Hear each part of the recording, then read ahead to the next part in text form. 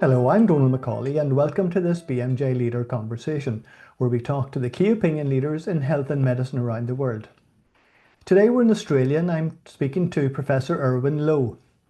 Erwin is the President of the Royal Australasian College of Medical Administrators, but he's held many other senior leadership roles in healthcare. But let's take it back to the very beginning.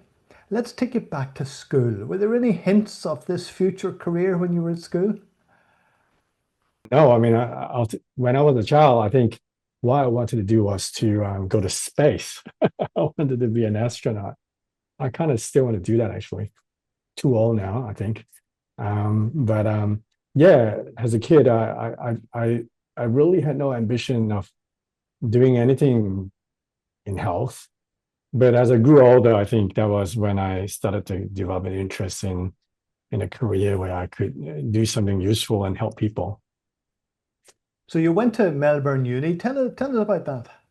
Yeah, well, it's interesting. So, like I was saying, when I was going through high school, I went to a public school. I came from very humble beginnings, working class parents in Melbourne, and I did well in school, such that at that time it was the HSC, the high school certificate, and I got in a score that was high enough that meant that I could do any course in any university. And without any particular view of what I wanted to do, I picked the degree that was the hardest to get into, like with the highest mark. And it was the Melbourne Medical School, the University of Melbourne Medical School, which is the oldest medical school in Melbourne. It is the highest ranked, still today, the highest ranked medical school in Australia. And yeah, absolutely loved it. I really enjoyed it. And I really feel very attached to the University of Melbourne still, and being a very proud alumnus of that school. Well, then you set off on a pretty standard medical career at that stage, and you did a pediatric and a psychiatry job. But I think that psychiatry job changed your life a little. Yeah, so you're right. When I did medicine, I had a strong interest in pediatrics and kids, and a strong interest in psychiatry. And initially, I wanted to be a child psychiatrist. So I did they did have a dual training. I did the program, I did the exam, and then developed an interest in forensic psychiatry. I did an interesting rotation in forensics and thought it was fantastic. And so decided I'll do a law degree to steer myself and get more expertise in forensics. And when I finished the law degree, I did that through Monash University. I got offered a job in a law firm and took it up and did my article clerkship. I'm old enough where back then you had to do articles. Now you don't. You just do a course. But back then you got to do an article clerkship. I did that. Finished that work as a lawyer full time for a couple of years. But then missed medicine and decided that maybe private law wasn't for me. I was doing health law and insurance law, but I didn't. I missed medicine and missed the hospital setting. So I thought about how I could combine medicine and law.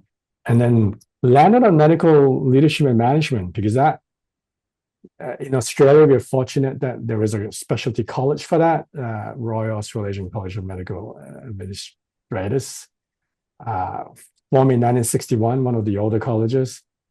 And I did that training program and finished it. And the rest is history, really. I basically went into medical management since. Well, along the way, you've collected a number of degrees. You did an MBA, but then you did a PhD. Tell us about that. That was really interesting. Yeah.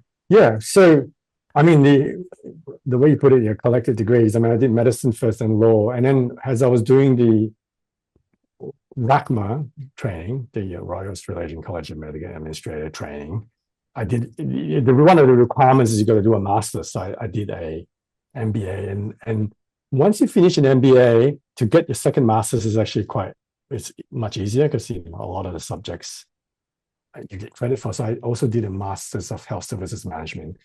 The PhD was because of my interest in academia and research.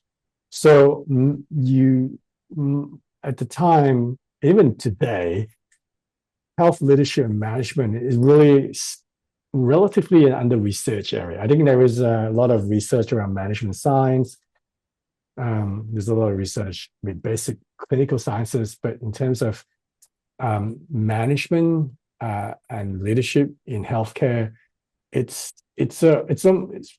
relatively still an evidence-free space, And so I decided to do research in it because of my interest. And when I first started my PhD, it was in mortality reviews, right? I did one whole year of mortality review research and found it exceedingly boring. And the advice I was given at the time which is true today, if you want to complete a PhD successfully, you need to be passionate about the subject. And I wasn't passionate about mortality review. So I decided I would change my topic to looking at what I was passionate about, which is medical leadership. So I changed it to a topic which was how and why senior medical staff transition from clinical practice into senior hospital management. That's specifically my topic, because I was one of those people, someone who's transitioned from clinical practice into management. And why do doctors do it? So I interviewed every single doctor who was a CEO in the state of Victoria, which is where I live, and then half the chief medical officers. So, 30 interviews, and then published a series of papers and did my PhD and I completed it. And since then, I've done more research in this space.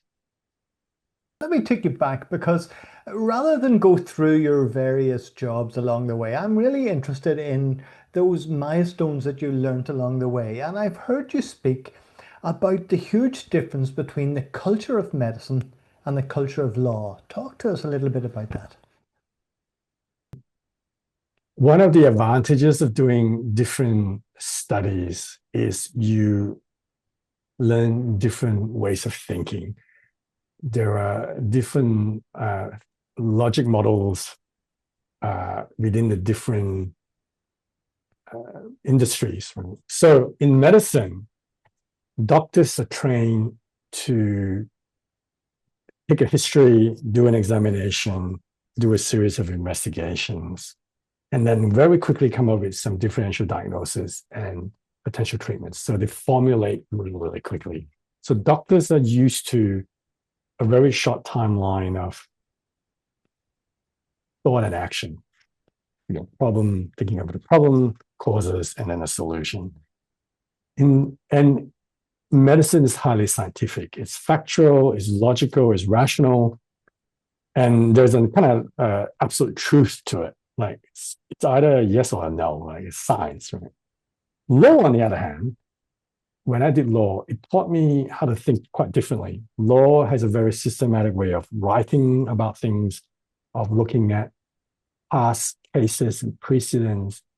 And then, because law essentially is a man-made system to manage society as a whole, it's highly relative, because what's legal yesterday might not be legal today. So it's all to do with interpretation of legislation and then arguing your case, And so so law taught me how to do that, how to be more structured in my thinking, in my writing, to be very precise and use simple language. And because law now, unlike law in the past, lawyers are now teaching people to write simply, using simple language. In fact, research is the same too. It's taught me how to do that as well.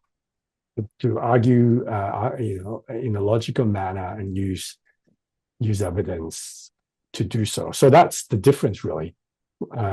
Medicine's scientific and absolute, whereas law is relative and more, more man-made. that makes sense. Now, I'm sure there are many areas in your life now in management, administration, and leadership that those two skills come together. One area that caught my attention was that because you've done a bit of work on inappropriate behavior by doctors. It's now a well-researched area, the whole area of doctors misbehaving, bullying and harassment, inappropriate behavior, incivility, unkindness in medicine. I mean, that's it's all related, and it's now an expanding area of research. So I've been very fortunate that I've been involved in, in Australia, we've got the National Health Research Medical Council, NHMRC. So I've been involved in NHMRC funded research projects with Macquarie University around inappropriate behavior and culture in medicine. When I was at St. Vincent's, when I was the National Chief Medical Officer there, and yes, it's still an issue. Through my role in RACMA as the current president, RACMA has sponsored a whole project and program of work called A Better Culture, ABC, A Better Culture, that was funded by the Commonwealth government to the tune of $2 million to look at how we can improve culture in medicine. Because for the past 10 years, when we do what we call the medical training survey, looking at culture in medicine, where we survey in particular our junior doctors, consistently every year, 30 to 35% of our junior doctors experience or have observed bullying in the workplace.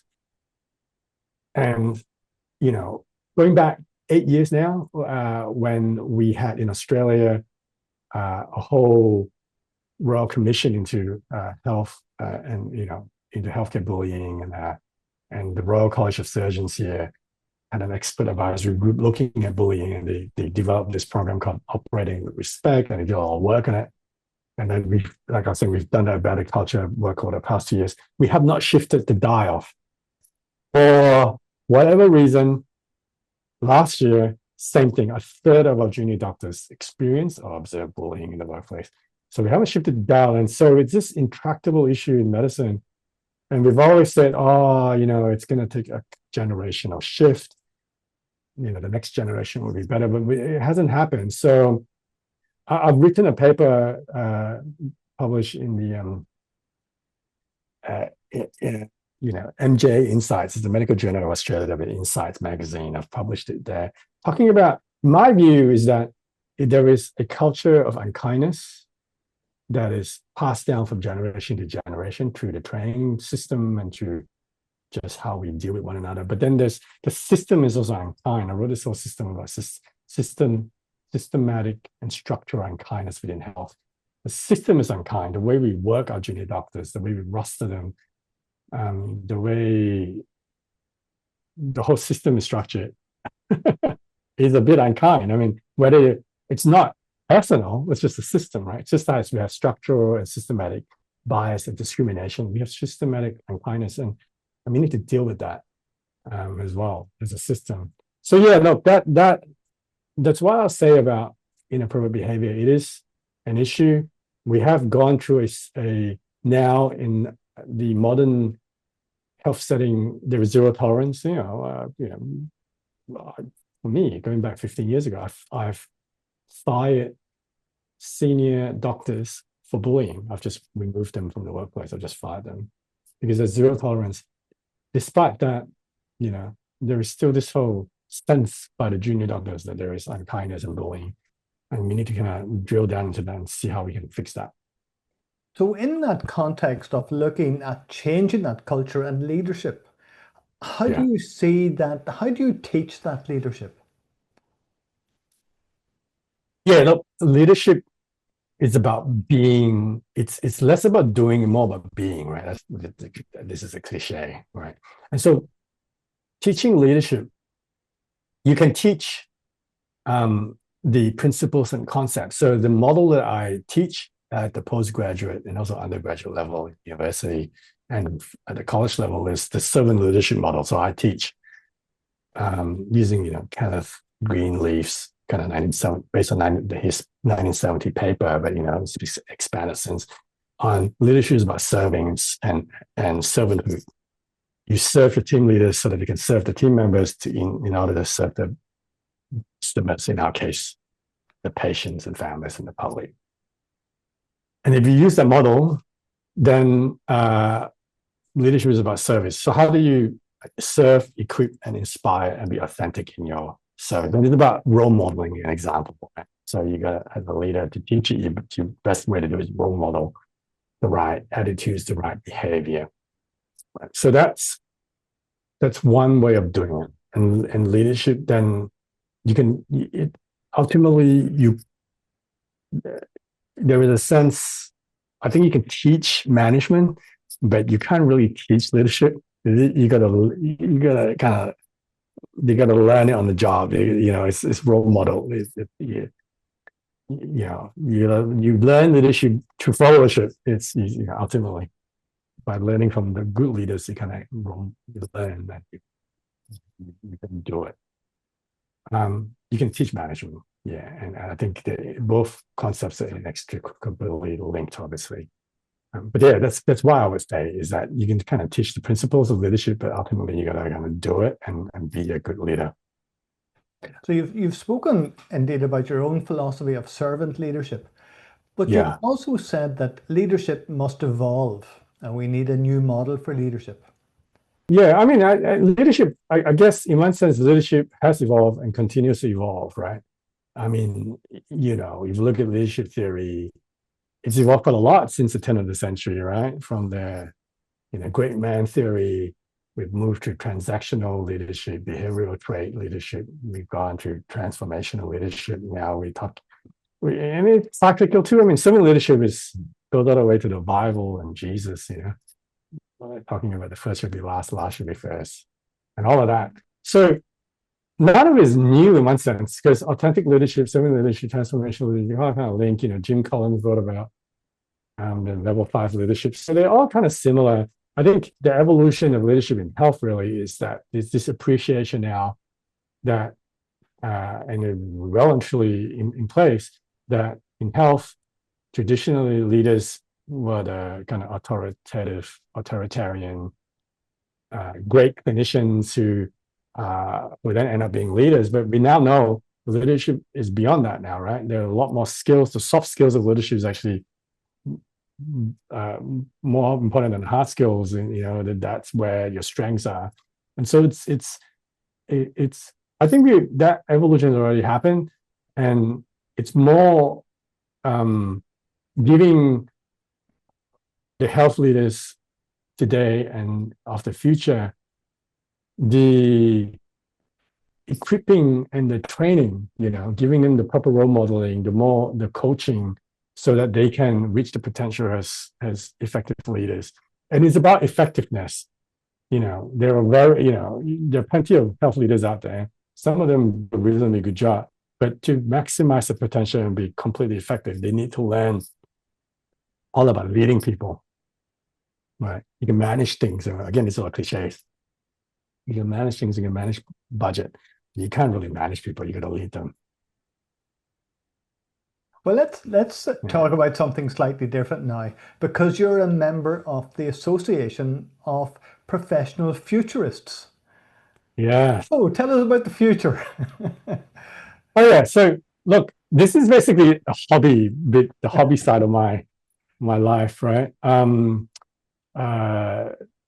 have a deep interest in medical futurology and the future design of the system. Essentially, because if you want to be an effective health leader, you don't have a choice but to think about the future, as the current system is not sustainable. I mean, the current health system in all countries, right, in every jurisdiction, has been designed for the hospital system 100 years old, right? And no matter how much we've tried, we haven't been able to shift the dial to redesign it properly. Every time we try to move things, inertia and the system itself, the homeostatic ways in design, brings us back to focusing on the hospital. Yeah, everyone thinks about the hospital, but we all know the future is not the hospital. And so that's my interest. My interest is leading doctors, leading health systems. I'm very interested in the impact of new technologies like AI, new emerging medical therapeutics, like CRISPR genetic engineering, things like that, and the impact that such things that may have on the future. And how do we start to look at, every time we do planning, service planning and capital planning, how do we gonna not go back to the old ways of thinking, but look at design things fit for purpose for the future? And so that's my interest, really. So I've got a deep interest and written quite a few papers now on AI and the potential impact of AI. Even before, I guess, it was as trendy as it is now. And, and also other areas of technology, CRISPR genetic engineering, 3D printing, brain-computer interfacing, virtual and reality, augmented reality, things like that, and how those things can be applied into health. Now, let me ask about one of your other interests, which is something a bit left of field, because I've seen you tweet recently about sport. Are you interested in sport? Yeah, well, my tweets and my kind of my LinkedIn feed is basically my way of, because in order to be up to date with what's going on, I read a lot of research news and research papers, and then I like to share it, right? Because that's kind of like, a hobby of mine. And so, when you see me share research on sports, it's in the context of me sharing research on sports, on nutrition, on mental health, AI and new technologies, all of those things. So yeah, I'm a strong believer in encouraging lifestyle changes, because ultimately, I think if you look at the health system of the future, we need to move from tertiary care and acute care all the way back to preventive care and primary prevention, right? Right. That's the future of healthcare. The problem for us is that the funding models that we have incentivize hospital care and acute care and fee-for-service, and they're all activity-based. I mean, the whole of Australia now is activity-based funding, and our Medicare insurance is fee-for-service. So it incentivizes people to remain sick because we are paid more money if you are sick, whereas our funding, there is no funding to keep you well, zero funding at all. So how do we do that, right? So I think that's the future. Future, somehow we need to monetize well-being and preventive care. And I think that's going to happen because we don't have a choice. And that's where sports come in. I think physical activity, there's a lot of research now to show that exercise is the best medicine. Exercise prevents dementia, everything, depression, you name it, exercise.